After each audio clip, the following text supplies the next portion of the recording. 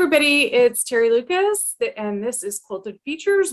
Welcome. I am so excited today to have Rob Appell. Rob is the National Sales Manager for Michael Miller Fabrics. And I don't know if y'all know, but I'm going to do a shameless plug here. When I wrote Color, Thread, and Free Motion Quilting, all of this fabric is Michael Miller on the front. Oh, that just, I wish we could have done that. Like, oh, that would have been planned. Oh, that would have been pretty cool. Like if we had planned that, like, you know, a stack of fabric. Oh, I'm no sucker. You can't get me to send you a bundle that easy. Oh, nice try though. Hey Rob, I need more solids. Right. I did just order more of these because that's I do need more. We're gonna do some prizes, so maybe down the road I will do that. We can edit in a fun little. That would be a cool edit. I gotta do that. That would be great. That would be great. So anyways, I interrupted your shameless plug. Go back to talking about how wonderful cotton couture is, please. So Rob, before I hit record, you were saying something. You were saying a little bit about your background and your history, and you were hitting on this creativity thing that I would just love to hear again. So can you share a little bit about what we were talking about? Sure. So we'll kind of start the video at my big soapbox at the end of it. But so for the folks that don't know me, I've been blessed to be creative my whole life. Consider myself a professional quilt maker for, gosh, at least the last, Terry, decade, 15 years, 10, something easy like that. Got my start quilting in my mom's quilt shop in Morro Bay, California. But then when I got to be a national teacher and designer of patterns and books and tools and sewing machine ambassador and all kinds of cool stuff like that. But I'm also a recovering alcoholic. I'm almost to the 10-year mark. February will be 10 years. We're recording this in November. So 9 and whatever that is changed, 9 3/4 years right now. One of the things that happened for me is during the recovery process, my emotions became current. They became, a lot of the things I guess I was trying to suppress through alcohol, just became aware of, and I became very depressed. I went from feeling like a superhero to just a dude with, a chemical imbalance. And so through counseling, I was considering whether or not I should be on medication and different things. I was open to any suggestion really. And we found that for me, exercise and creativity were my tools. The very important for me to be working with my hands and understanding. And so one of the things, I suffer from a busy brain. You can see I can't even tell you what I want to tell you quickly enough. And so my head and a cell phone together often equal trouble. It's like I feel like it overstimulates me. And so when I'm working with my hands and I'm trying to get involved in something, getting away from my technology is the first thing I need to do. So if I'm going to work on a pattern, because I do, all of us do our patterns digitally, or mostly digitally now. So I now go to pen and paper. If I'm going to work on a quilt project, because now I didn't create this beautiful quilt, we'll get to this later. But if I'm going to create a quilt project, because it generally becomes a marketing plan, I have to have a way to make it just artistic, a way that I can fail first. Because for me, I believe that arts and crafts is a way that we lower our blood pressure. It's a way we make ourselves feel better. It's a way we process what's going on in our environment. We deal with depression. We deal with, enthusiasm. I can tell you, after 20 years in the quilt industry, quilters celebrate, both positive and low times in their lives by making stuff and quilting. And I can personally tell you, for me, I need to work with my hands daily to maintain my best physical and mental health. Specifically, my mental health really is what you and I were talking about.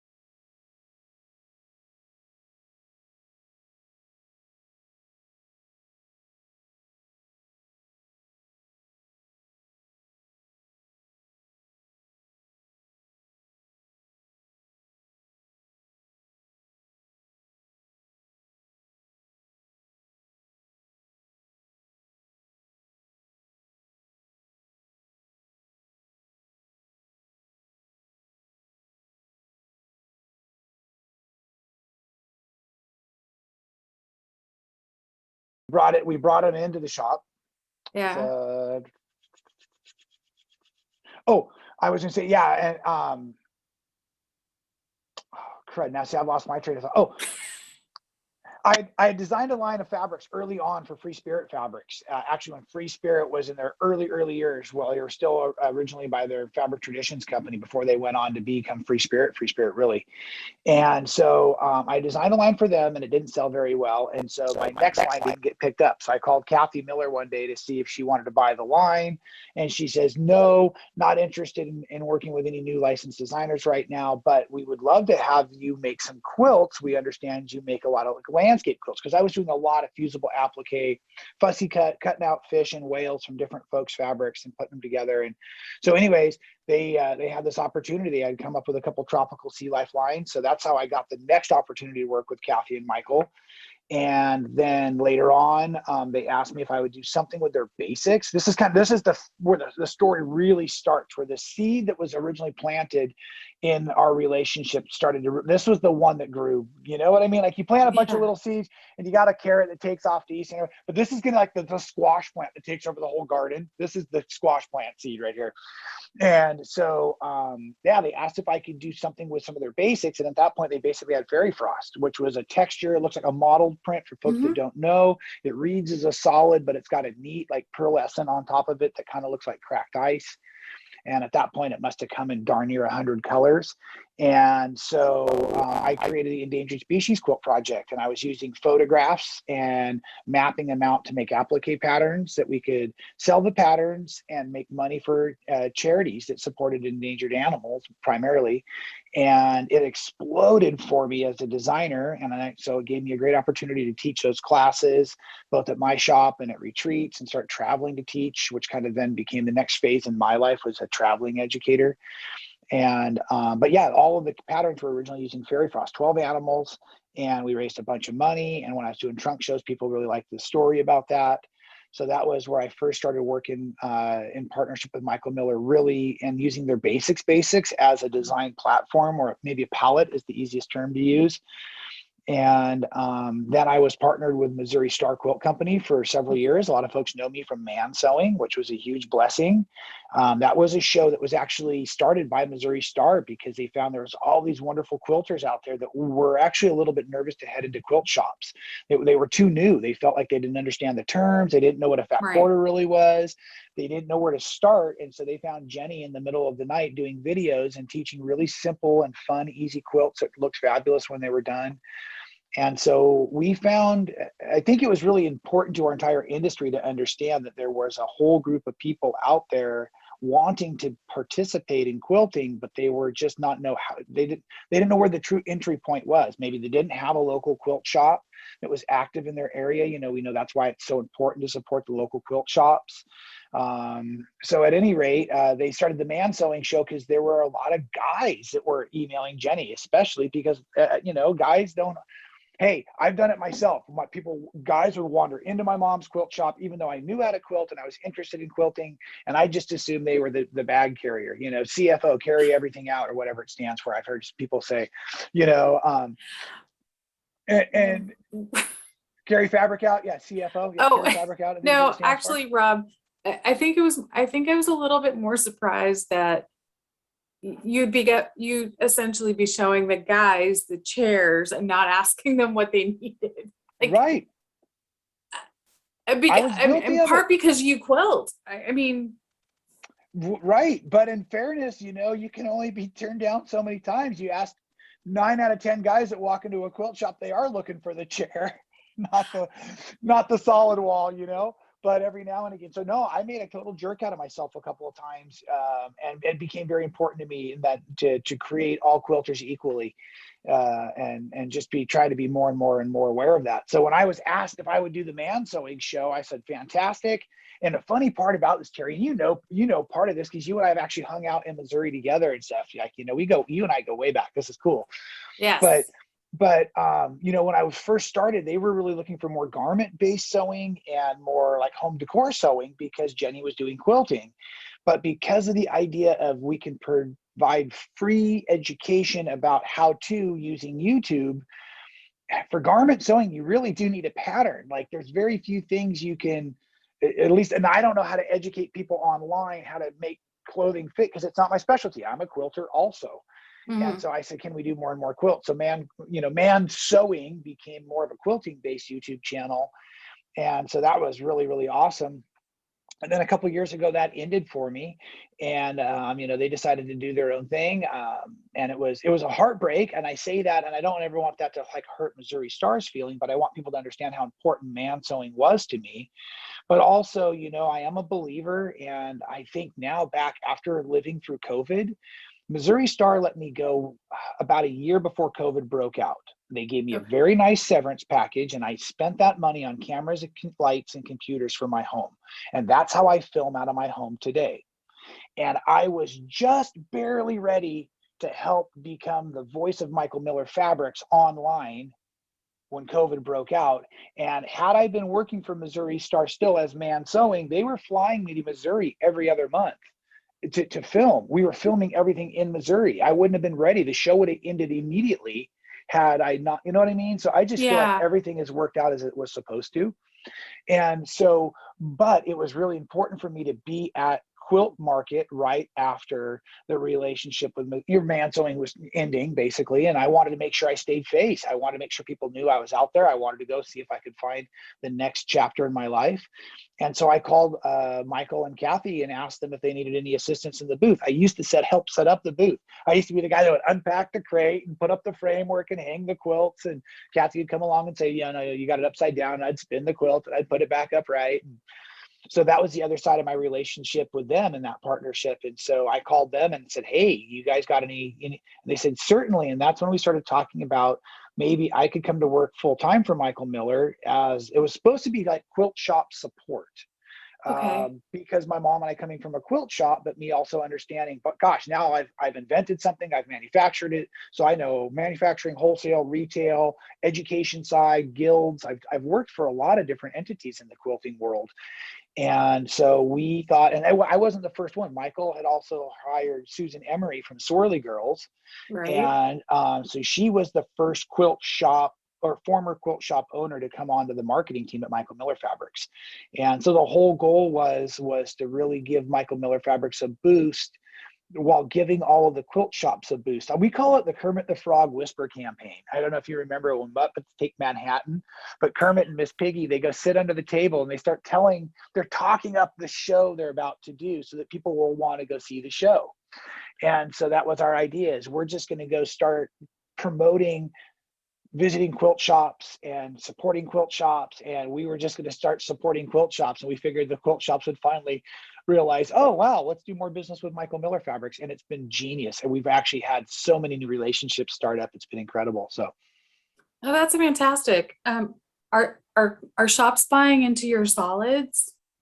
Oh my into gosh. Couture? Yeah, the shops are really doing a lot, and I like to give myself a teeny bit of the credit and the videos for making it fun, because if on the Wednesday videos, if I'm doing a sewing video, I try to use a basic. And the reason is I wanted the viewers to be able to walk into any quilt shop and be able to grab something that looked really similar and get started on the project, even if the video was 4 or 5 years old, right? And if it's a print, you can't do that. You can't find it after 6 months if it's a print. So that was the reason why using basics was so important. So yeah, the cotton couture has really taken off. And then about a year ago, we launched a new micro texture we call Cocoa.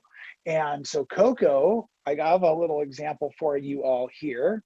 It looks like Coco Chanel. It looks like a tweed. Let me see, you can see a little bit better there. And it's just tiny little micro dots. And it actually comes in 10 color families. So it's 50 colors. Oh, there we go. Wow. Right. And that is 5 shades per color family though. So you can do a lot of blending or you can do a lot of contrasting with it. So that came out, and there was some fun things that we were experimenting with and learning. And this is kind of fun. I don't know if like a lot of people that are watching, I know we have a lot of quilters at home watching. So This is pretty cool. And they know that we have what we call our sample cards, right? So like something like this with our cotton couture, these are all of the colors of cotton couture, right? There's over 200 colors. and it looks fabulous. You can see, and we'll remind me to talk about the importance of cotton couture being high density if I forget. Okay, don't let me forget to talk about that. But with our cocoa card, there it is. Don't mind me, it's just always in arm's reach here. With the cocoa card, we wanted people to be able to see the colors best, so we actually put cotton couture to match in between each layer of cocoa. Well, what that taught me as a quilter is, again, we always talk about having a resting place for our eyes, having somewhere that is kind of that quiet or that neutral. This is why background is so important in quilts. And so this just proves it right here, even into a color card, don't you think? Yes, absolutely. And what I really love about that is that your shop owners can then see what they can pair and bring in.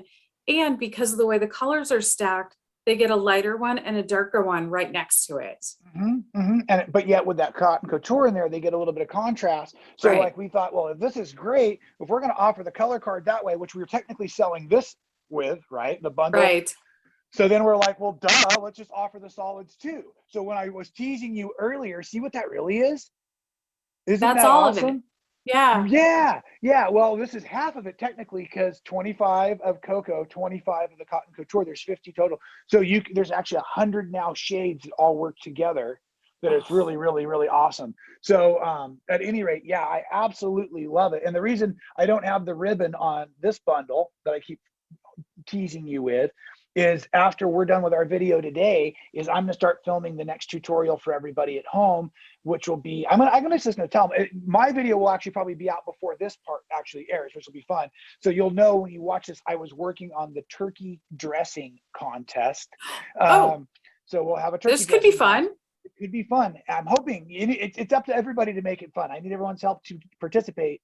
But I'll be using cotton couture as applique, as raw edge fusible applique.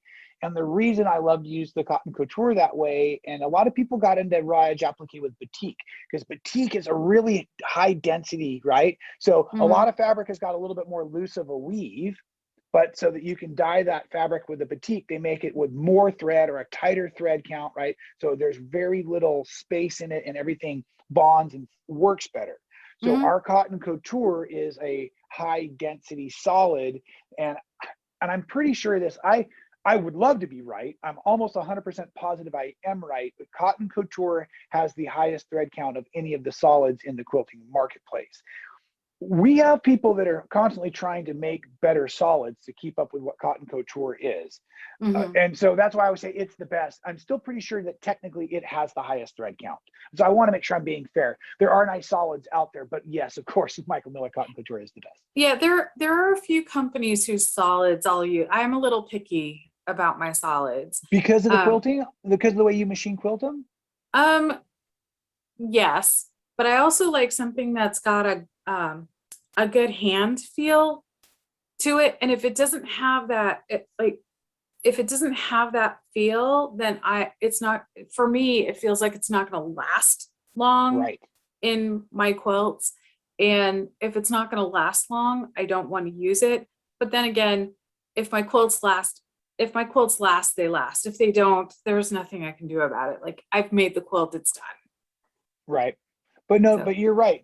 Kathy originally developed the fabric so that it would have an incredible drape or hand on it, because you know, we sell a lot of fabric in the quilting industry, but there are garment makers that buy from us. There are other places that buy fabric from us as a wholesale relationship. And so we wanted liners on bags, liners on vests. You know, we wanted something that was just really a fantastic 100% cotton product that had a beautiful drape. So you can do that with thread count, and you can also do that with the fineness of the threads or the yarns that they go into creating the fiber as well. And so that's, I shouldn't give all of our secrets away, but we're also using a fantastic base fiber so that we can make a dense fabric that doesn't feel like cardboard. Yeah, and it was one of the reasons why when I went to write the book that I went for cotton couture, is because it's got that nice, it's got that hand feel, and it quilts beautifully. Like, I had zero problems with it. I wasn't getting a whole lot of lint, and so it was, yeah. And I was working with another company at the time, so it's a little odd that I went for Miller. Right. Well, you know what's interesting, and I experienced this, and it happened to be again in the classroom recently because I've come up with this new series of templates that use both bias and curves. Ooh. So it can be a bit of a sewing challenge. Like this isn't your very first sewing scene you should create kind of sewing. But it's still not impossible. But I've had folks that were struggling at the machines, and I've sat down at their machine with their fabrics and struggled as well. And then I've also grabbed my supplies and not really thinking about it. But yeah, with a dense fabric, you're not going to have as much warping at the presser foot. You're going to be able to take two pieces that are odd shapes that are not cut straight a grain, and you're going to be able to stitch them together and have a very successful finish. And so it's kind of, I really wish that every brand new sewer or quilter, no matter what project they were working on, could somehow magically have like the best of supplies. You know, like why should they have to be stuck with the hand-me-down sewing machine that already had a bobbin problem and a bent needle that's dull anyways? It was, you know, like if somebody goes out and buys a new machine, I used to do that as trade-ins too. That was a customer would come in and they said, oh, well, I tell you, if I buy this new machine, I can give my beat up old machine to my grandkid or whatever it be. And I tell you what, if you give me that machine, I'll give you my midline entry level machine, you know, as part of your package today. The last thing I want you to do is hand down that piece of garbage machine that is forcing you to buy a new machine. Let's get that out of the marketplace, man. I could use that for screws and nuts and bolts kinds of parts. I don't want anything else out of that. Well, so yeah, sir. And I'm right there with you. I mean, I've done machine sales and education, and I have sold kids. Like the parents would come in with their kids, and I would sell the parents on like an entry point, higher end sewing machine, because when they're having a good experience, they're gonna keep going. Yeah, it's not going to be so frustrating, and then it's also easier to teach the parents the basics, so that when the kids are running into trouble, that they're right there and they can be there for them. Yeah.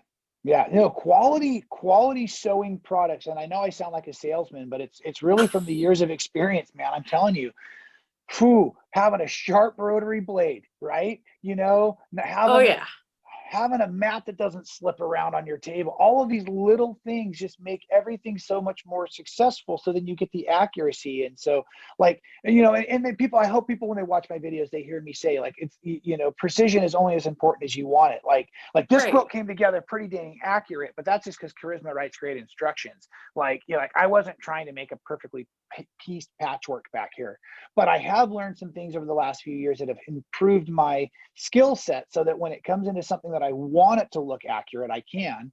And then there's other days where I just want to, back to the original conversation, I literally just want to put needle and thread through something other than my finger and have a good time, you know? You've never done that before, have you, Rob? I haven't, but we're talking about having a good time, and I just don't want to start by putting a needle and thread through my finger. No, when I was a dork in like 7th grade, you know, you can sew through a few layers of skin. So I'd sew my fingers closed in class and stuff in home ec, but like nothing hilarious. Nothing serious. No. And I did study to be an EMT as well, but sutures at that point were a whole different situation. We were using butterfly band-aids or super glue. I got to learn how to give shots though. That was pretty cool. Oh, hey. So if you ever need to give somebody a shot, you're right there. I probably won't pass out. I don't think I would pass out either, but I haven't been trained. Right. All right. So tell us, okay, first of all, 2 things. You've got a little guy over your shoulder. Yeah. He's a bit of a ham. Who's the guy? Or I'm presuming it's a guy. Yeah. Well, he's photobombing. No, actually, that's actually a wooden art mannequin, as a matter of fact. Yeah. He's not real. He thinks he's real. Yes. And that's part of the situation. He goes everywhere with me. And so, yeah, funny enough, when I started doing the wood turning, I would take my wood tools to classes with me and sell them to my students. And people said they were wonderful. And they said, you should sell these online. And I said, no one's going to buy a pen or pencil online. It should be something you handle. And then they're like, well, but you're doing these beautiful sets, and so maybe you should. So I tried to do it. And the big situation was they were very hard to photograph. So Right. I thought if I could get these little cool wooden mannequins to hold the tools doing different things, then it would make the photograph more entertaining. Therefore, and yes, I have made some sales. As a matter of fact, I can't keep up. I'm always sold out. I make a couple on a weekend, I put them on my website, and they're gone the next day. It's really kind of, it's rewarding and fun as well. So I was already utilizing the wood mannequins as part of my creative team, just because it's important to have people in your life you can trust, I guess. And Ah! and so then when we started making it fun, same thing. A man sewing, I had my stuffed Jerry Garcia doll, who's just down here on the bottom of the floor, or on the bottom of the cabinet near the floor. He comes and makes cameos every now and again. It's just something fun, but a lot of times I want to have like a sign. I want to have something in the background that changes. So yes, Mike, and we've named him Mike because that's Mike, for making it fun. And what's been pretty entertaining is I've actually been asked if I would autograph other Mikes in other places. The original Mike decided to stay in Racine, Wisconsin at the first trunk show we did. So there's actually a cousin Mike back in Racine, Wisconsin. We've gone and visited him before. There's a video out there where they meet each other for the first time. And it's fun. But for me, back to the creative process, and I certainly hope this doesn't sound terrible, because I gotta say, I feel like I'm bragging. This is terrible. Can you edit the Stop bragging it. part out? Just Just edit the bragging part. I get so many positive comments on my YouTube channel that say something like, Rob, your energy is contagious. Your videos are so fun. We love to watch them. We always learn something. You're a great teacher, but you're a really fun presenter. Those comments mean the world to me. And that's why I'm doing what I'm doing. I can actually make a really great living as a sales manager. And I think actually the job might be easier if I wasn't trying to do a weekly video. But I feel like the weekly videos are super important for the quilt shops, because it allows me to help promote for them.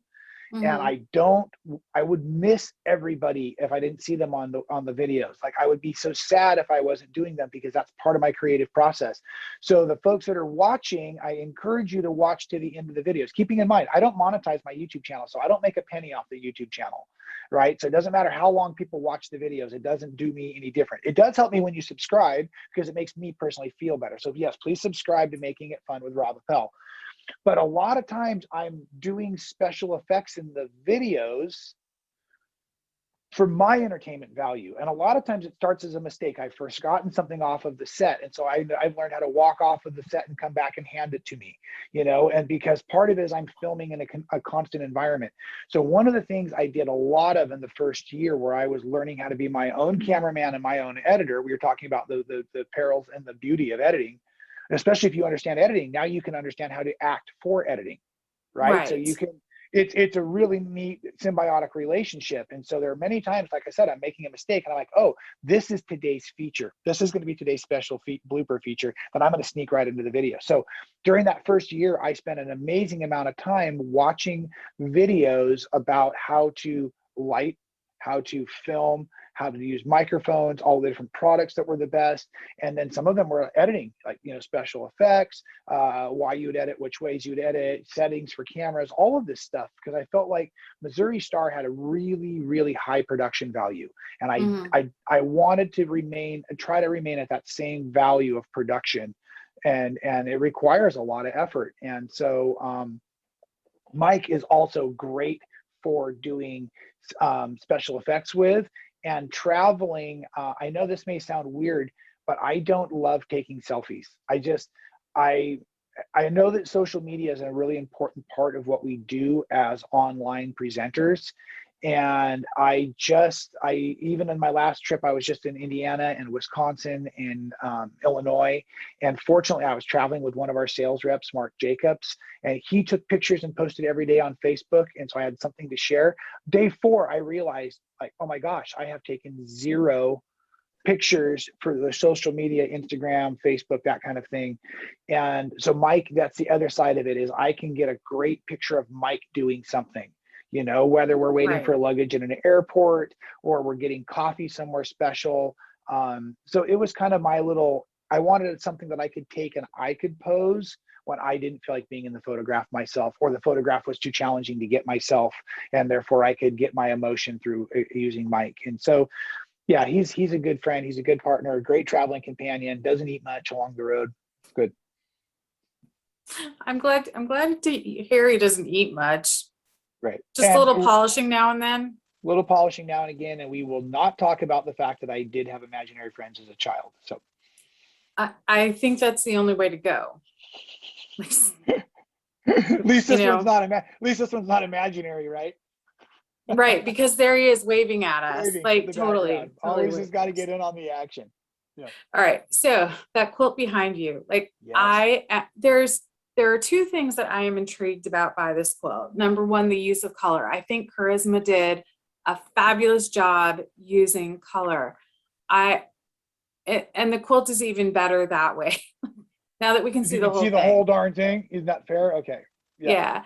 Didn't mean to I interrupt really you. Go like ahead. how she used the color. And as a free motion machine quilter, quilting teacher, like that for me would be a great way to help my students get to understand complementary and split complementary colors so that they can bring other elements into their quilt and do more. Like, you know, the quilt is outstanding. There's always room. Right. Yeah. Just it was incredibly well designed. And I don't know if you can see on camera or not. It probably reads as solids with something else going on. It actually is, like I was showing earlier, it's the micro textures. The white is a solid. Okay.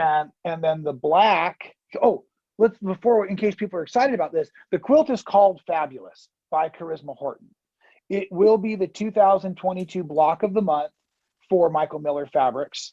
And we have been very, very well supported by the quilt shops. We have sold a ton of fabric. Fabric arrives at the quilt shops in December. They'll be getting kits ready.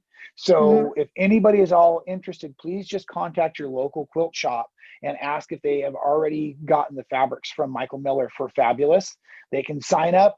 We are using our basics for the reasons I was saying earlier. They're great high density fabrics to work with.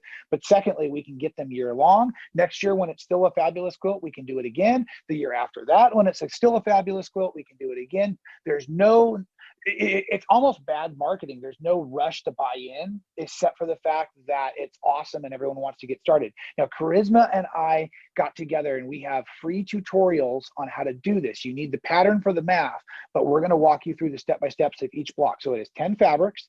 It is 8 months, starting in January 2022 on making it fun. Charisma flew down into the studio. She got to meet Mike. We hung out.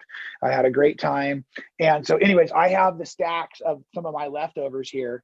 And so I'll show you some of the ways the texture. So yeah, as I was saying, the white is that high density cotton couture. That's the bright white.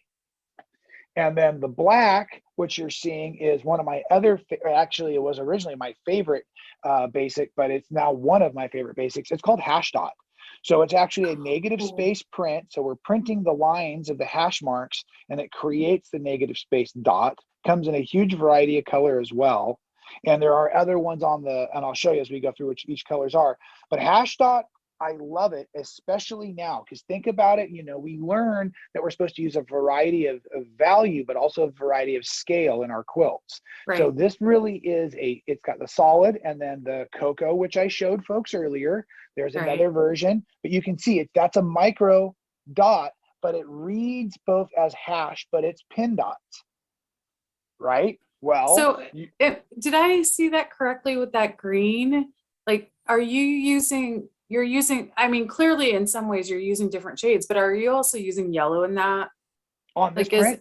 Yeah. Yeah. It looks, yes. Okay. I am reading that correctly. Yep. Yeah, we do it. Which also makes it a tremendous blender, right? Oh, yeah. Yeah. The highlight in this is the same yellow. Yeah.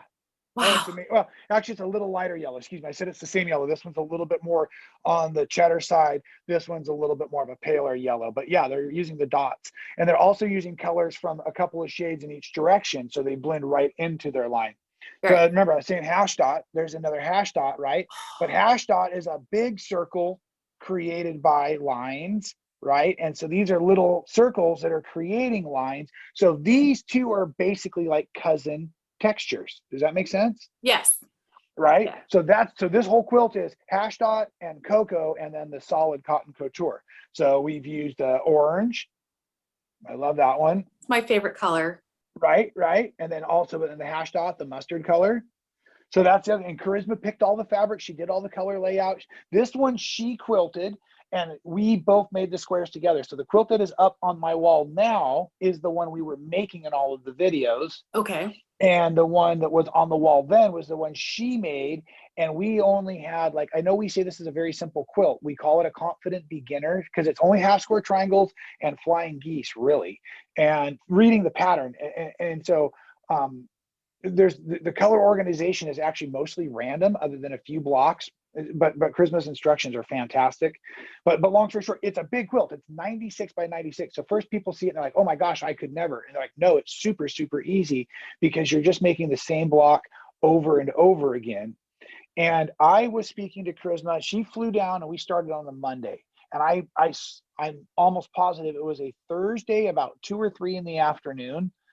And I was getting the set dusted. I was getting everything cleaned up. I was getting ready for her arrival on Monday. I was like, oh, I'll serve Friday, Saturday, Sunday, you know, another short week for Rob at all the work. Don't tell the boss, you know. And I'm looking and I see this big, beautiful stack of yards and yards and yards, you know, like it looks like this, but on the bolt, right?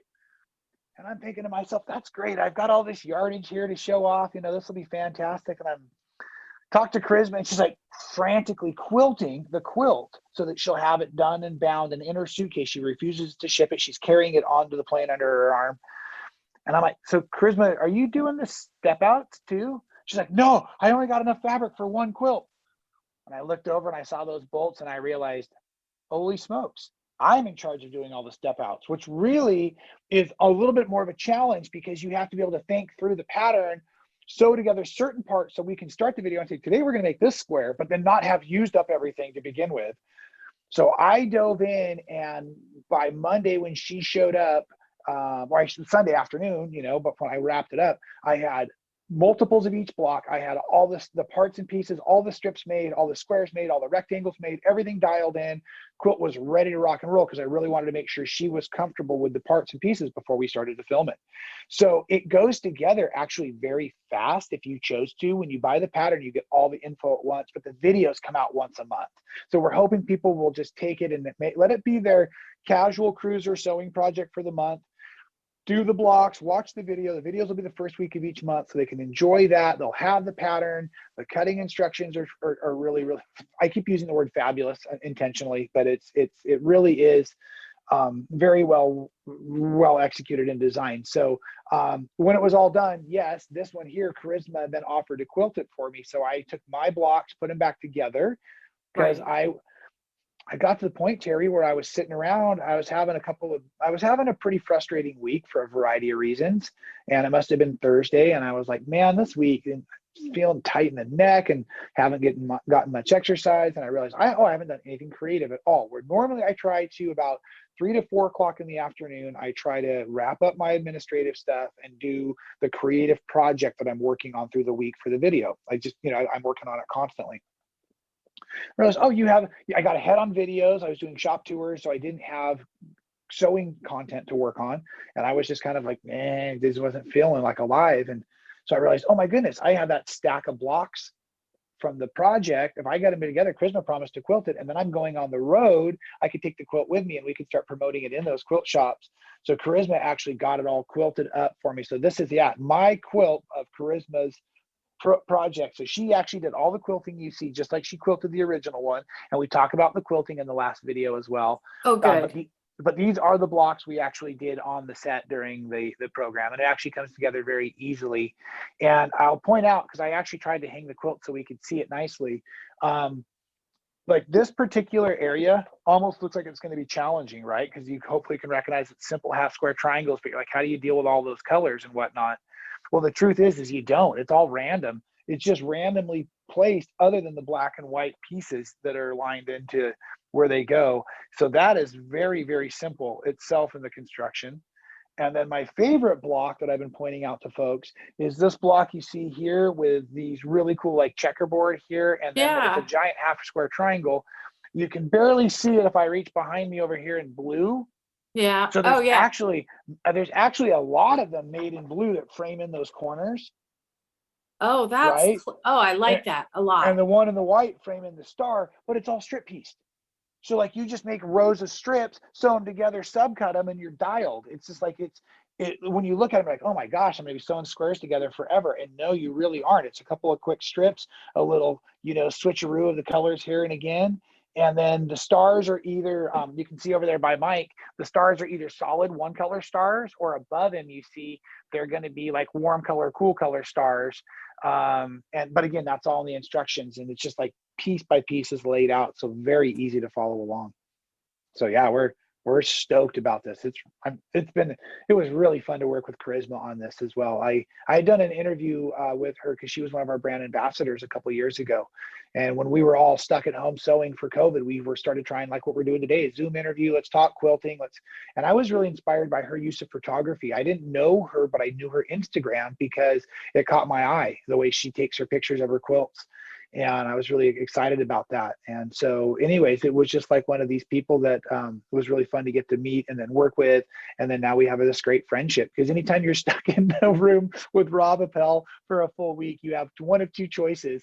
I recommend going with the friendly side than the because I could be an awful lot of energy. So she tells everybody I wiped her out. She said she took a month off when she got home because I exhausted her. But yeah. I will affirm that you are really high energy, Hyper spaz. No, you know what? I wouldn't go that way for a couple of reasons. It is, I will say it is hard as somebody who teaches and presents to maintain a level of energy so that the people that like my students or quilters that I'm talking to are engaged and enthused about what we're doing. And while it's hard, like it is physically hard sometimes to keep that up, having somebody who does it naturally, as somebody to kind of look to raise my own level up a little bit, and understanding that it's fueled by caffeine, it makes it even better. So right. But having that to look at and go, okay, I can kind of, I don't have to be this monotone, just get all the information out. Like I can come at it with the enthusiasm that I have for quilting, the deep passion that I have for quilting, and then just get everybody else excited along. And like you keep saying, it's easy, you can do it. It's easy, you can do it. It's, it's just a little bit of thinking things through. It's easy, you can do it. Like even with the nutty stuff that I do as a free motion quilter, it's easy, you can do it. It just takes a little time. So yeah, that kind of high energy, it's necessary. Like we need that. It's like this little spark of electricity that kind of gets everybody else started. Right. Well, I definitely get to be very fortunate to get to, do what you love and love what you do. So I tell everybody it's caffeine, but recently I've been accused of being overly passionate or properly passionate. I think that's what I'm looking for, is properly passionate. So I will take that as a badge of honor for sure. Yeah. The Lord has been good to me. I share that. I love that, properly passionate. Like we can bring that level of energy to what we're doing. All right. So what's coming down the road? I showed you my naked turkey. Well, you showed it to me. You didn't show everybody at home. Viewers. Okay, so we'll call it the turkey dressing contest. That's what we were working on for today. Coming down the road, golly, there's so many things. I would rather probably show something that folks will be able to see over and over again, maybe. Okay. So like some of the things that I'm excited about are new basics. We were talking about basics, but we a little while ago did a collection of grays into creams called Gradations, and they've kind of got a little bit of an urban message in them, as well as they're just really nice different shades of gray, and so it's basically the same 7 prints and 6 different color stories. Or maybe it's 6 prints and 7 color. No, I'm looking at 6 color stories. So it's 7 prints, 6 color stories, and 42 pieces. And those come in fat quarter bundles as well. We do the same thing just to help, both the design and have them not become so expensive, is you get them, in split colorways and stuff. So this is something, the Gradations just started shipping to quilt shops. So a lot of the local quilt stores have the Gradations.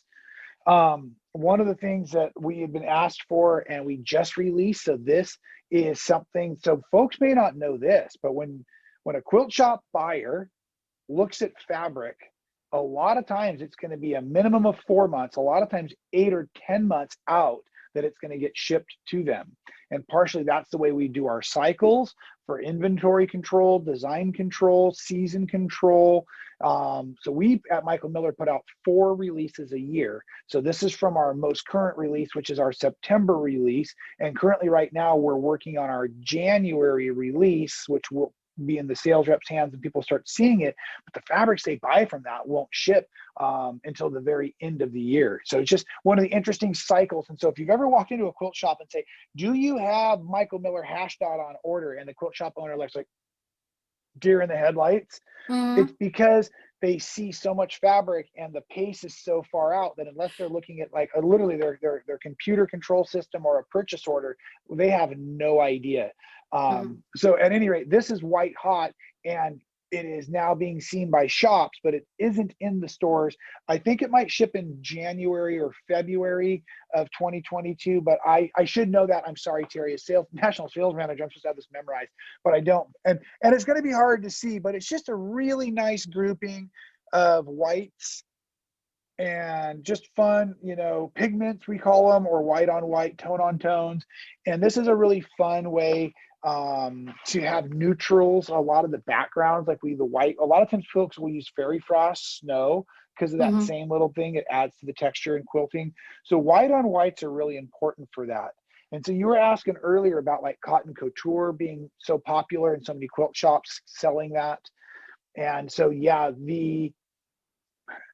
it's pretty rewarding, you know, and we were helping another shop just this morning open up a new account. We have a lot of new retail quilt shops that are now buying Michael Miller. And part of it is the sales force is very active that is out there right now because we have a great sales team. Part of it is we're doing a lot more with our marketing, so people are asking for it. I think the videos help a little bit. Back to the Whisper campaign for Kermit the Frog, you can't get away from us, you know, at a certain point. But it's been really, really neat to be able to just see the growth. And so with Cotton Couture, we're always doing new colors. So you said what's coming up down the future. I don't know if I can tell you the theme of it. I should have asked in the marketing meeting because we know what the theme will be and it's going to be fantastic. And so, but we are doing a new bundle for Cotton Couture.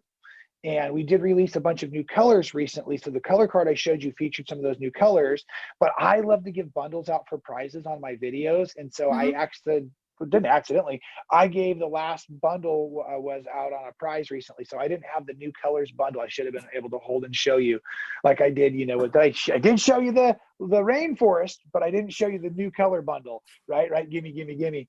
So, that's pretty exciting. And then like things are fun because of these partnerships. So again, I'm probably saying too much, but maybe I can do this without saying too much so that you don't have to edit it at the last minute. But Charisma texted me yesterday. She was accepted for another magazine, Quilt. They have that quilt was all made out of Cotton Couture because so many of us, like you said yourself, a lot of us designers, when we're just using fabric, we're using Cotton Couture because it works so good and there's so many gorgeous colors. So she just happened to make it out of Cotton Couture, which is a huge win for me. And so we're asking if maybe we can create a bundle or a kit, or at least get these bolts on a special sell sheet or something that I can then email to the customers that are the quilt shop owners and buyers, so that when the magazine lands, they already have the colors. Because that was one of the challenging things when my mom and I had our quilt shop. People would come in, you know, their new magazine. Oh, I see. Look, Charisma and Rob are doing a video together. I want to get this fabric. It's going to be fabulous. But the magazine would be like 6 months early, or they found it at their local quilt guild and now it's 6 years late. You know, it's just, you know, one of the two. And so the timing was always so challenging. And so that's one of the things that we're trying to solve as former quilt shop owners turned marketing people for Michael Miller. But I'll do a little show and tell if you'll let me. Oh, I'd love to. Have at it. Video, yeah. So this video may or may have not posted by the time the video they're watching. So this is Stargazer. This is a quilt that was designed by Natalie Crabtree, and this is the tutorial I've just finished working on. And I'll show you the fabrics because it's really Natalie did an incredible use of incredible job with the use of fabrics. So hopefully everybody got to see some of the colors that went by. But it's a new gradient or ombre fabric we put out. Okay. It's also in quilt shops. Let's put that over there for a second. Throw it at the quilter. It's called Refractions.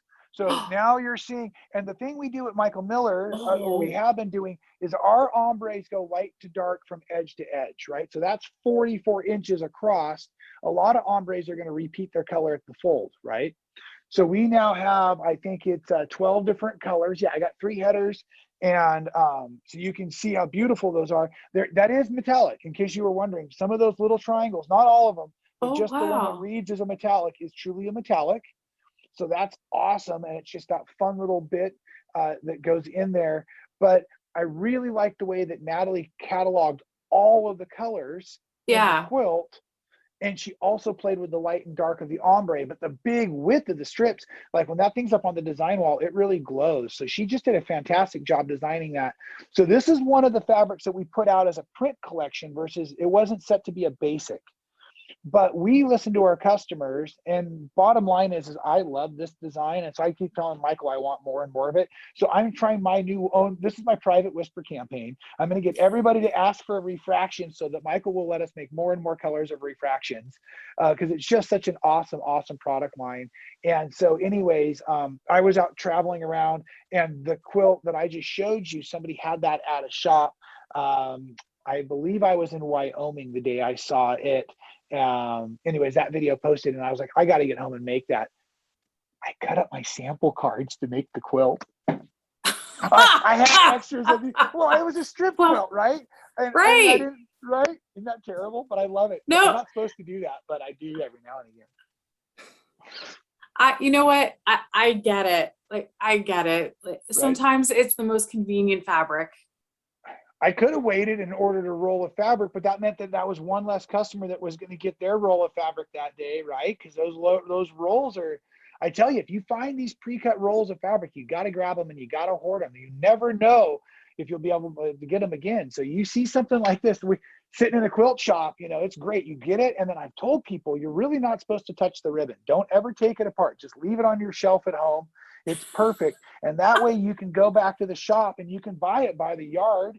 Right? So that same fabric's in there somewhere. So you can get the stuff by the yard. So this is just like your little swatch card you should carry around with you. Don't ever take the ribbon off. Keep it safe. I like how you think. Right? Yeah. I'm looking over there to see which ones I have. There's this ribbons. Yeah. No, I'll get you. Hey, if you need to have that ribbon so bad, I'll get you some ribbon. Right? Did you leave the ribbon on the bundle? Yes. Classic. Just 25 yards or so will be just perfect. Right. Saying. Right. All right. So what else is coming? Oh, okay. So I also wanted to bring some of the print stuff because the print stuff is so fun. And this year we actually, I don't know why we would do 2 different coffee lines. Maybe the caffeinated sales manager. I don't know. But this was my favorite of the 2. The other one's called Coffee is Always the Answer. But so I thought this might be fun because maybe a lot of folks at home haven't seen the way that the shop owners buy from the boards and stuff. So this is a sample board that the sales rep would carry around from Michael Miller Fabrics, high gloss. Everything is going to be to scale. It's going to show the whole line. So if I was selling it, I would open it and I would present it nice and slow. But folks love like our retro gals we do and stuff. So look at those with the coffee there. So that's a great print. That is a great print. Isn't that fun? And we also have coffee cups. We've got words. Text is still very large in fabric buying. Right. I'll try to back it up so you can see a little bit more. So the whole presentation would fold out. Right? That is really interesting. Isn't it cool? This is the one I'm going to bring in close here, Terry. These are coffee bags. Aren't those cool? Oh my goodness. Yes. I love the coffee bags. Absolutely. Yeah, super cool. And I mean, the coffee bean, like mandala as a coordinate, because that's one of the things that folks may not think about so often. To make a quilt, like we were saying earlier, you need a variety of scale, you need a variety of value. And so one of the hardest things to do, I think, is to create those coordinates. Like you get the theme fabric, you get the designs, whether it's licensed, whether you come up with it yourself, and then you start to work. But like this board, let's see, will it tell me somewhere quick? It's got to be 17 or 18 different prints. Yeah, 17 SKUs, so 17 different prints, you know, so there's going to be different colorways. So to create something, you know, that puts it all together, like the stripe, you see that little print I was just talking about there, you see the words, you see the cups. So a lot of times it's putting all of this stuff together that becomes so important, so that the quilters can then turn around and use it. You know, we try to really listen. One of the things that we see folks talk about as a difference, like I'll give you some terms. This is kind of fun. So right here, right, these to-go cups, well, that's what's considered a directional print, right? So if you were cutting that and you were doing borders, you might have to cut it both directions so that your cups were always upright. You don't want to spill coffee all over your quilt. No, that would not be good. No, I'm hoping my little dog's not making too much noise out there. Can you hear him? No, not at all. Okay, good. Then we'll just keep on rolling. So then over here with the in-house cups, right, those are considered a tossed print or an all-over print, and that one's going to be easier to cut for borders because all the cups are going in different directions. So if you were to border a quilt with it, nothing would seem like it was going in the wrong direction. So just those kinds of changes alone and having the different scales and everything is really important. And then we'll also provide you know, a couple of different things with the boards you also get. So when you're looking at that, we're going to send what's called a feeler. So the feeler is actual fabric and gives them an idea. They can see that the board print quality and all of that.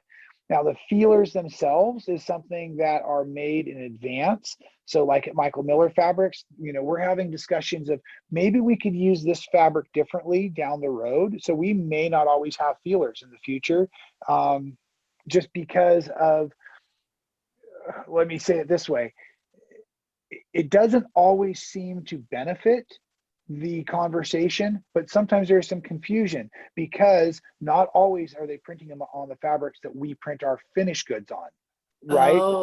So these are samples that come out of the factory early, and I've had a couple of customers call me and say, oh, this doesn't feel like the Michael Miller we're used to.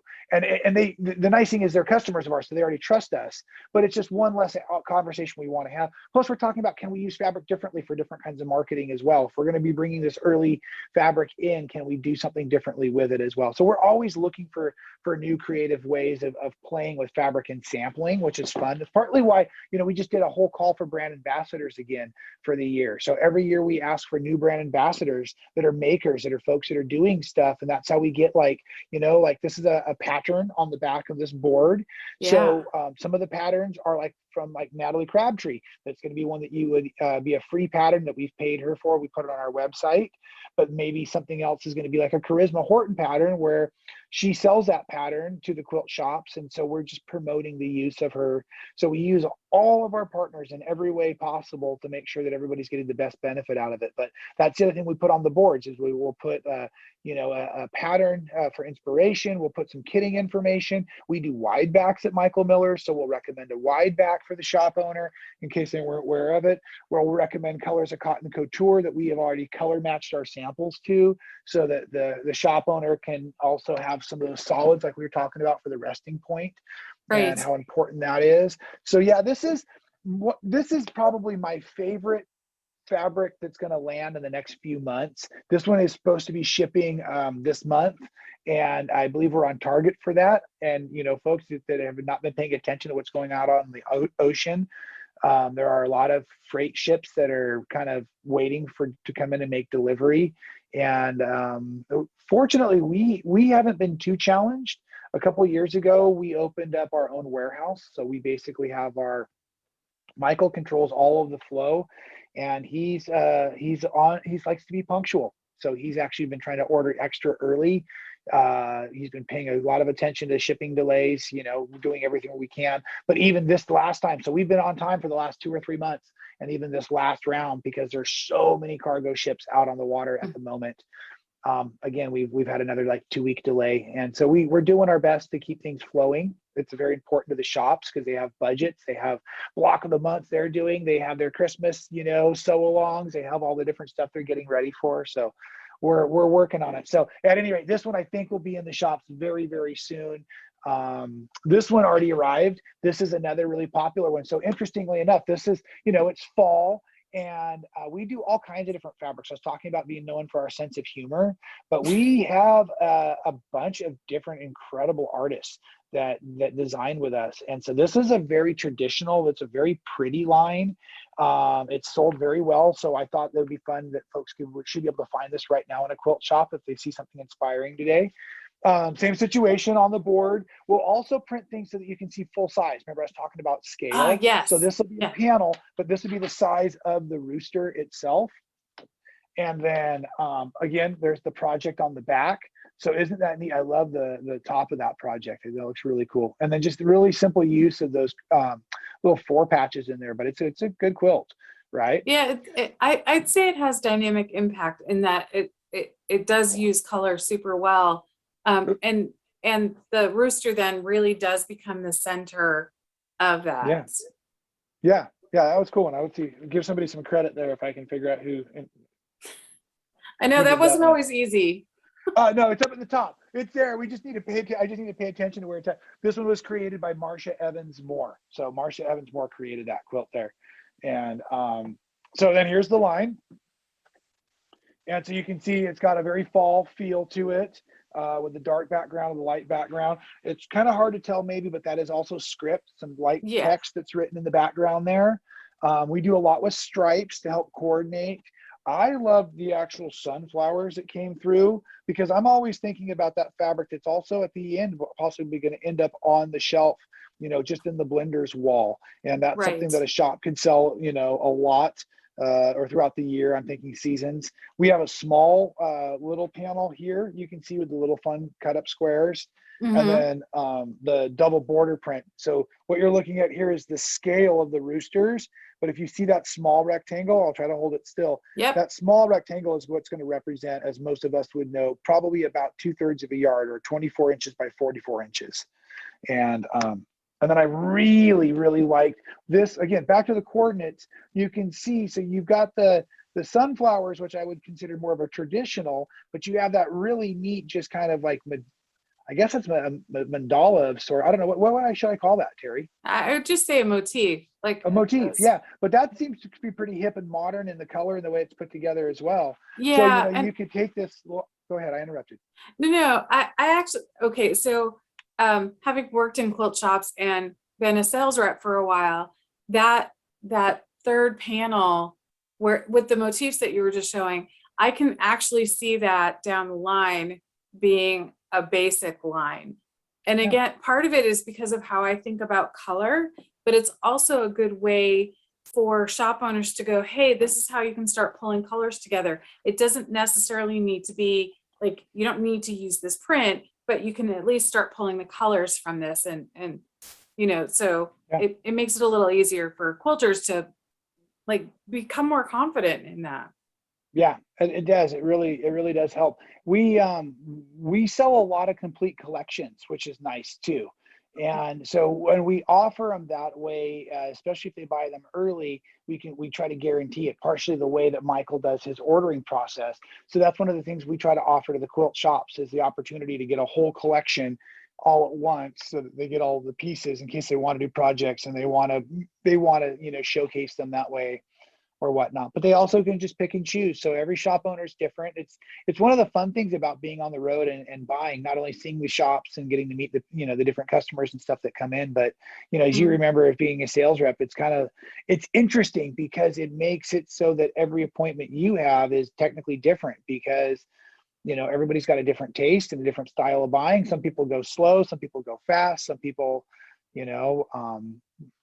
they pick and choose. Some people buy the whole darn thing. So yeah, you just never know what the day's going to bring. No, and I think on my part, one of the benefits is that you owned a shop. I've worked in shops. You've worked with quilters. I've worked with quilters. You've worked with them pairing everything together. I've worked with them pulling together. I have this whole class that I would teach on the fly. For quilters to begin to understand how they can use color effectively. And the color cards, like that's the simplest because all of this is going to work together no matter what.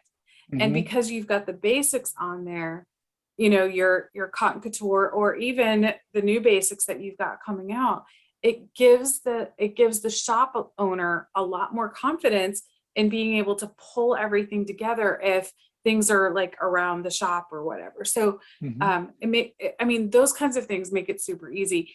And shop owners, like, I would often riff on things like, those panels. Well, you can break them up and they can be pillows and tote bags and zipper pouches, and you could make them into curtains, with each one of the roosters being a separate identity. Like, I would start riffing on that stuff, and sometimes I just had to stop because they were just getting completely overwhelmed. But my head would just kind of go, woo, woo, woo, woo. Like, just here's possibility.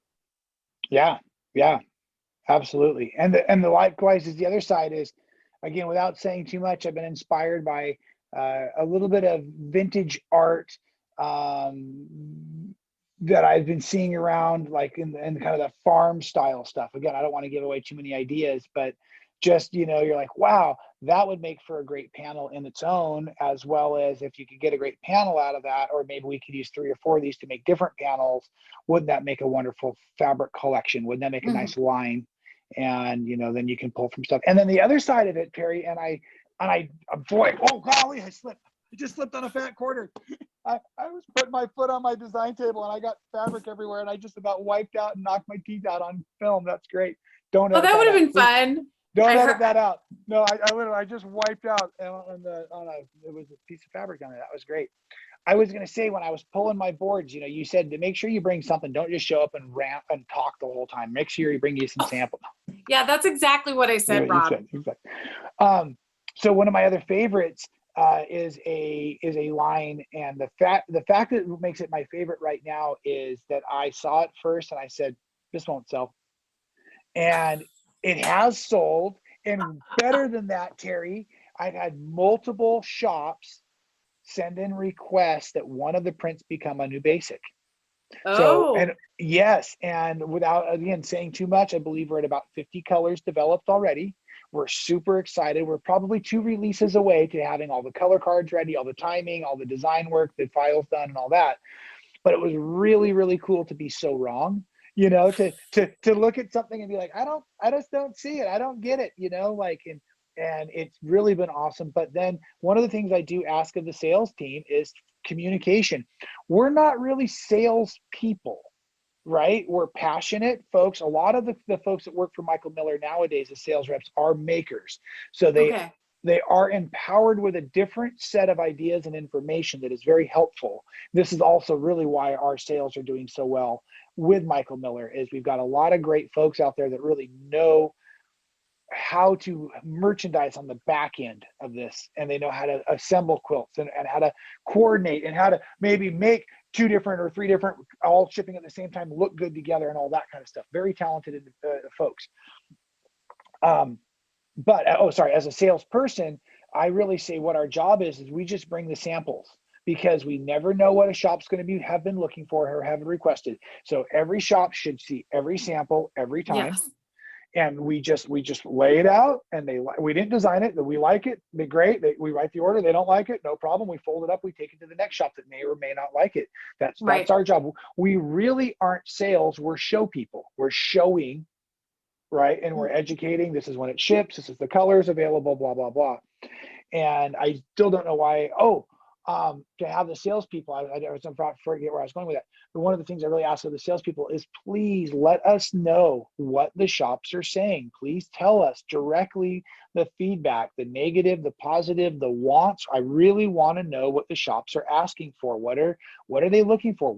What can't they find from their other fabric sales people? And so at any rate, this was one of those ones that multiple different salespeople brought back information from different stores, from different places in the United States, that all said, have you considered this one SKU becoming a new basic? And so obviously we're like, this is great. So we already have 3 sales. We're, like, wow, we're going to storm the market. We've got 3 shops. You can't wait. No, I'm being silly about that, but it is pretty neat when you have that kind of thing. So it actually works both ways in development of design and development of the products. That way is we're very open to design. We always are looking for licensed designers, that can bring something new to the table. They have to be pretty digitally skilled nowadays. It's just everything. When I designed fabric, it was just starting to become something that was digitally rendered in the back end. But nowadays, basically, everything starts as a digital file. That's one of the changes that has been interesting in technology over the last couple of years. Yeah, I can imagine. Mm-hmm. Like, Mm-hmm. I would probably still design on paper because I'm so old. Right.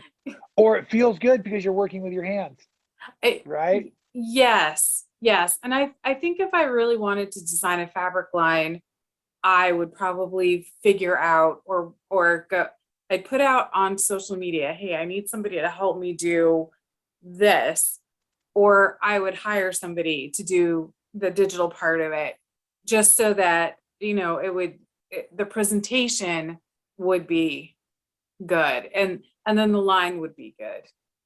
Yeah, well, I should know this. Again, I don't. We have a wonderful designer, Louise Nesbitt from the UK. And I'm under the impression that she does everything as watercolor first and then brings it into the computer system to then be broken apart so that we can digitally translate it. But I believe most of her stuff starts as hand painted watercolored. And it's just to use her term, it's lovely. And it is, but it's great. And she's super talented, super fun, has a great sense of humor, great line quality, puts together some really nice collections. So so it doesn't have to be done digitally, but we have to have a digital understanding so that we can move it through the process, start to finish, for sure. Brilliant. Yeah. Right. That would be another term she would use. Brilliant. Brilliant. Yes. Yeah. I love talking to folks south of the pond. They've got all the best terms, That they do. What else is coming? What else are you doing? Where's your next trip? You know what? Right now, my next trip is up to Yosemite to the cabin for Thanksgiving. I say the cabin, I don't know which one. There's a little place in Yosemite that rents a bunch of different cabins out every year. And my father-in-law's favorite place to go. So we always say we're going to go somewhere different each year. And we always end up at the exact same spot at one of these different cabins. So that will be the next trip. I just got done doing 5 trunk shows in 5 days on a whirlwind tour, 1,300 miles in a car, several different nights in different hotels and all of that stuff. It was an incredible trip. I have a couple of trunk shows that we had booked before COVID broke out that we will still do, and I need to communicate with those shops. There's several in Texas, a couple, I think there's one in Kentucky, one in Tennessee, and those will hopefully be, first quarter, hopefully, of 2022. Like I said, the shops have said, yes, of course, Rob, we'd love to have you come and do an event. I wanted to just do the events I just did so that I would have a best feel for the show, what kind of product folks were going to be asking for, how to handle the new wave of design and all of that, having this quilt with me, making sure everything weighed in, because my bags literally are like, I have 2 bags coming in at 49.5 pounds each. Like, I have very little room for, like I was getting a couple of nice free gifts on the way, and I had to carry them all on my body to make sure they got home, So at the moment, nothing booked. Travel adventure. I have a quilting retreat, which will probably have happened by the time this video is posted. That's my annual Quilted Seascape Weekend getaway that you can find the information about on robappell.com. You're welcome to request to sign up. I'm bragging again. It's usually sold out before it opens, because it's really turned into a reunion, which is great, Terry. I'm not teaching anything this year. I'm just opening the camp up so that we can all get together. I don't know how people are going to really be feeling. We're in California. We have some strict mandates. It's kind of tight sewing and sleeping quarters in this area. We share bunks, bunk houses, I should say, not bunks themselves. Everybody does get their own mattress. I'm not that cheap. But so anyways, I didn't schedule anything. I'm sure I'll be doing a lot of demos, while I'm there. I'll be answering a lot of questions. That's one of the things I'm really looking forward to, is just the one-on-one time with all the guests that are coming. But yeah, this year I didn't plan to do any big quilt project.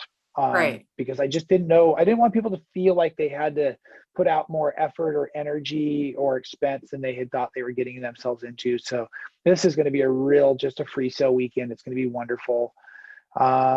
And then other than that, yeah, I'm starting to travel with the sales reps a lot again, which is fun because that's where I get to do the shop tour videos.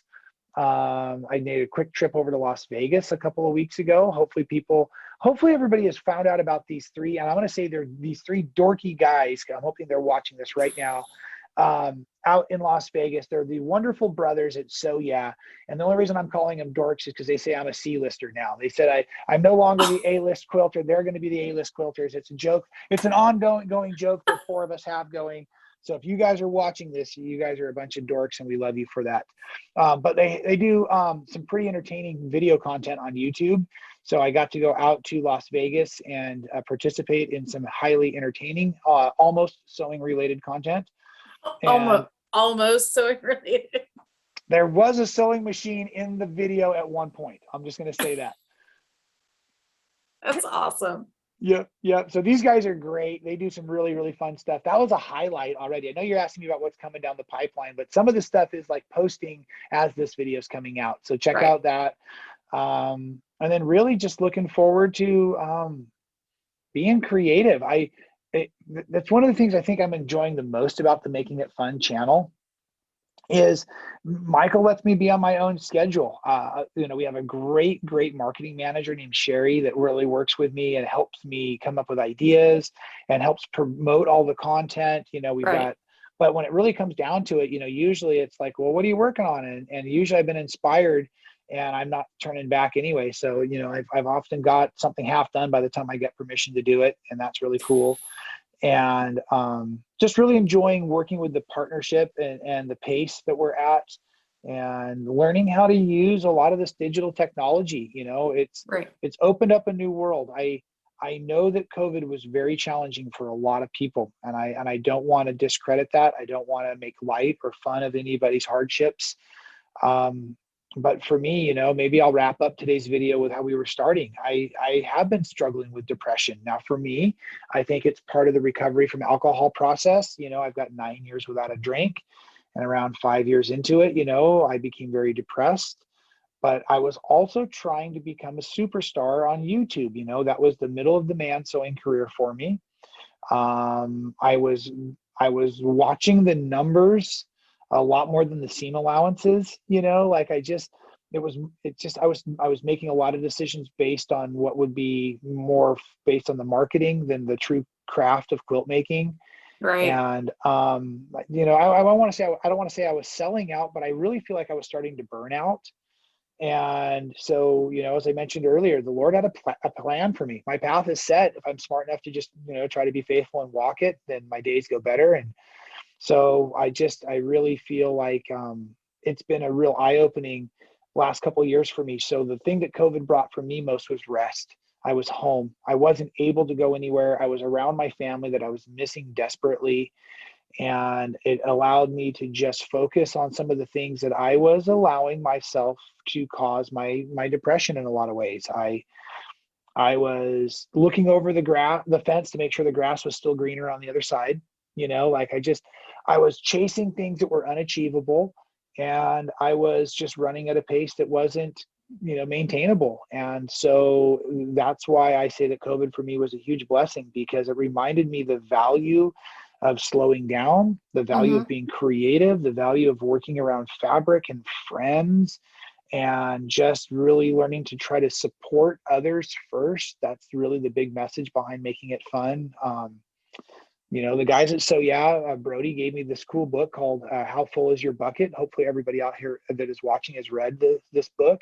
It's a very simple book, but it just reminds us of the concept that when you're promoting positive interactions with others, you're actually promoting a positive lifestyle for yourself. And by helping others, you're helping, yourself feel better by filling people's buckets and helping them see, creative, positive ways. Then you're actually benefiting yourself. And when you're in a negative feedback loop like I wasn't not only being negative for myself, but I was being negative around my friends. I was being negative around my family. And as I said earlier, I get a lot of compliments on my positive behavior and my outrageous energy and all of that. And, so I just want to serve the best. That's the gift I've been given, is to be, no one as a creative individual, no one as a ball of energy, and no one as somebody that's full of something maybe a little bit more. And so if I can use that as my message, whether it's to share my faith or whether it's to share my creative fabric love or my friends, I mean,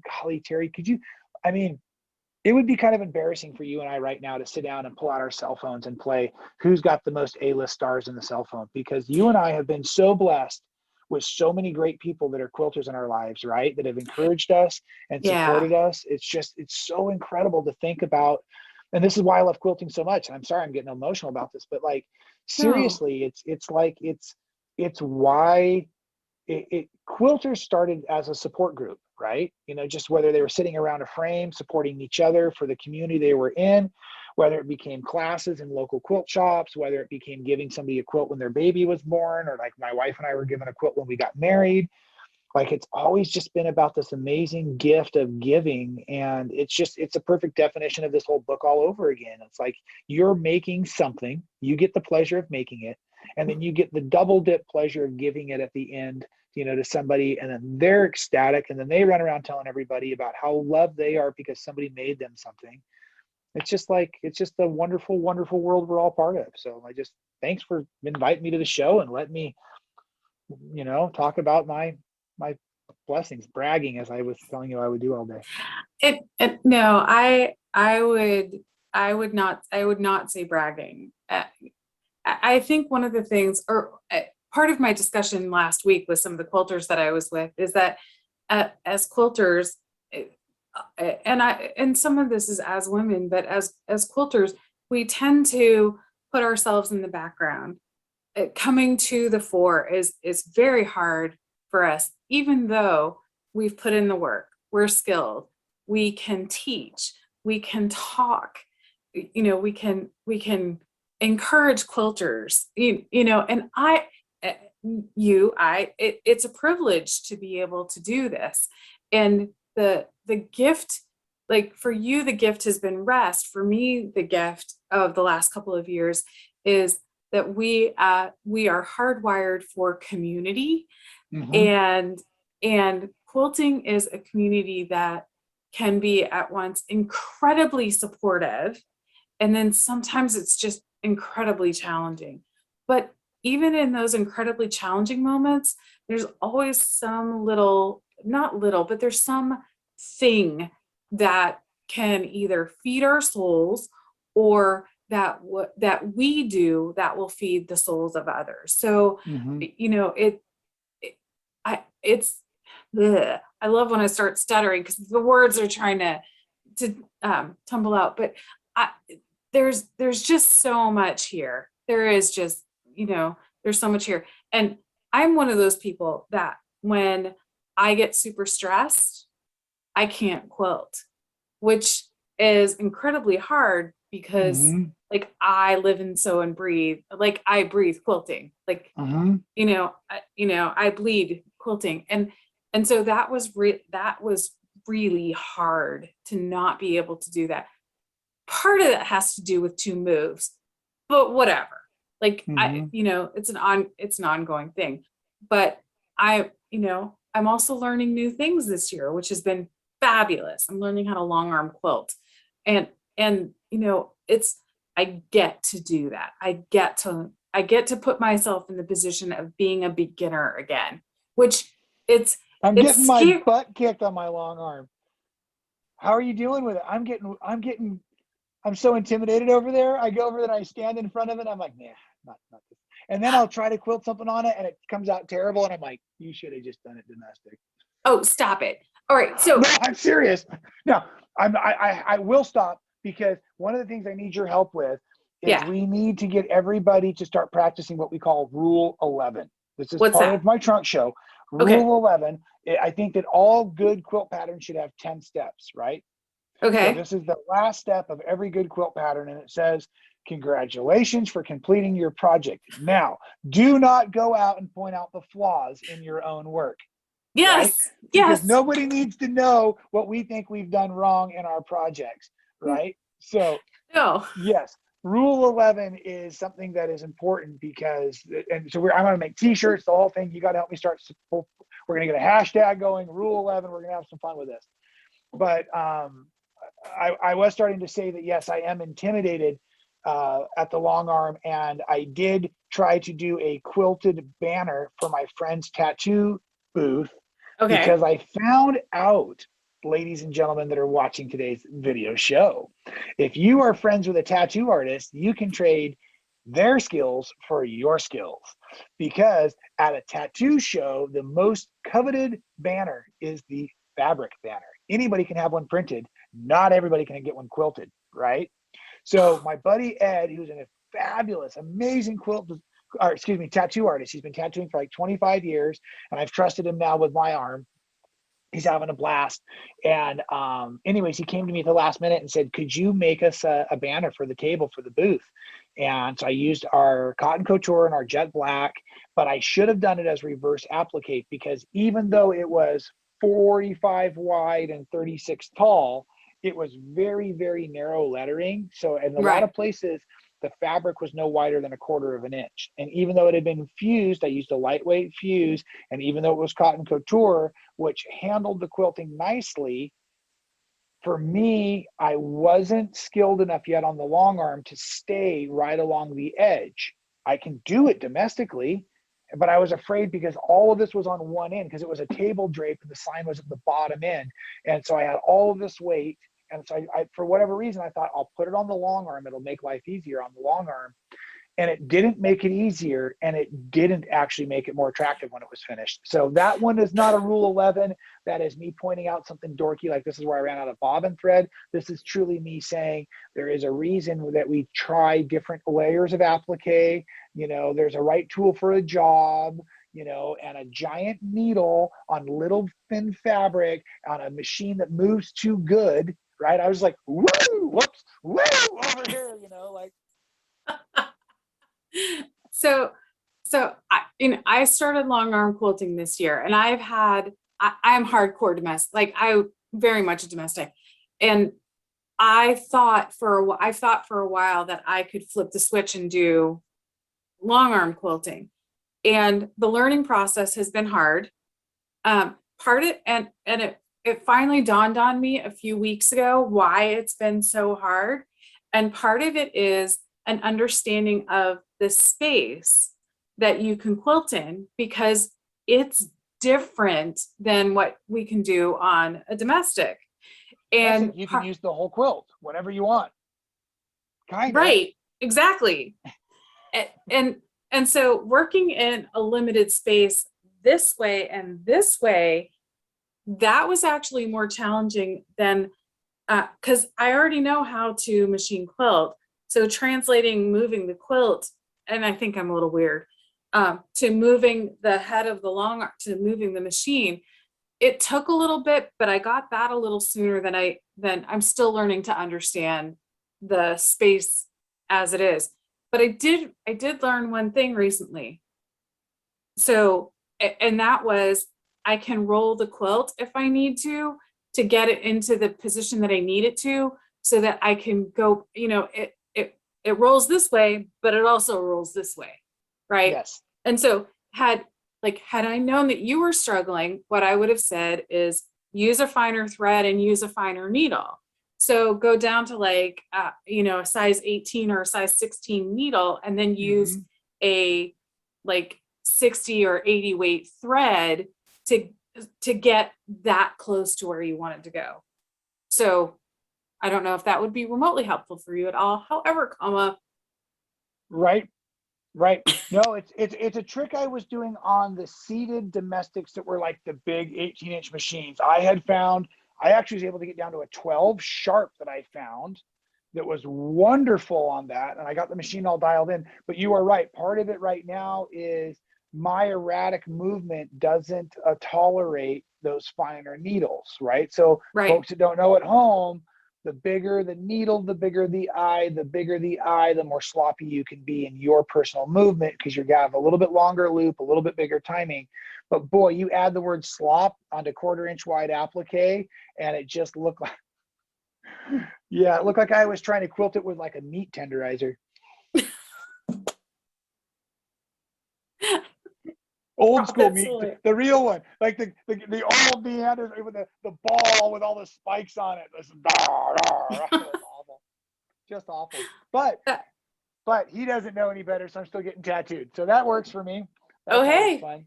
Hey, that's can't complain, right? I was oh, the booth manager. I got to be the booth manager over the weekend. That was pretty cool, man. I tell you, I've been part of quilt shows before, as obviously we were talking about earlier, but being part great. of a tattoo expo, that's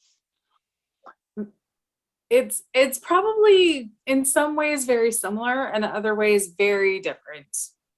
it's the exact same concept as the trade shows we're used to as quilters. We're in the Right. exact opposite group of people.